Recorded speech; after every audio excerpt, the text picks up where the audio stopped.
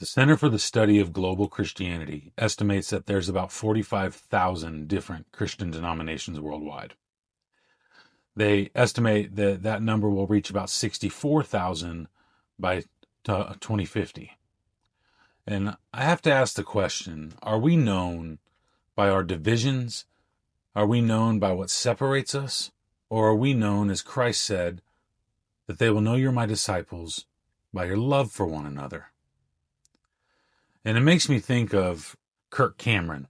Recently, the Growing Pains star. Recently, he put out there that he was restudying and researching eternal conscious torment versus conditional immortality. Now, this has been a long debated thing over the centuries.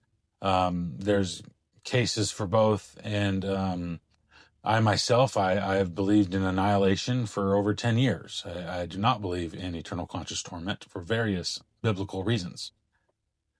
But the thing is once Kirk Cameron opened that door and let people know, hey, this is what I'm studying, the internet just caught fire.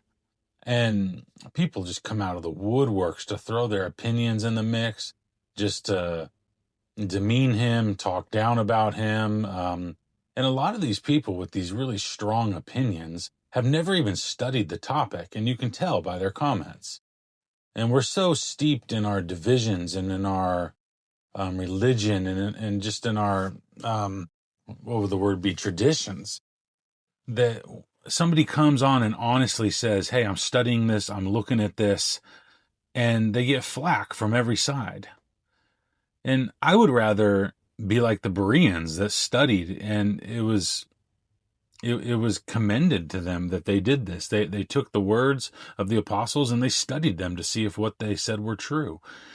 And it amazes me how Christians, believers, come out of the woodworks to condemn, to judge, all these things.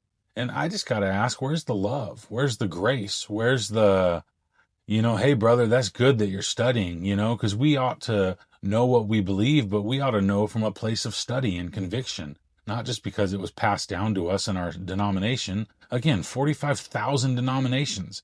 And you think that the denomination you go to is the perfect one and it has all the answers? What about the other 44,000 denominations? I think we need to humble ourselves. I think we need to walk in grace and love and stop holding so much judgment over people. And I commend anybody that's willing to study these things and do the deep dive and stop being intellectually lazy. God bless.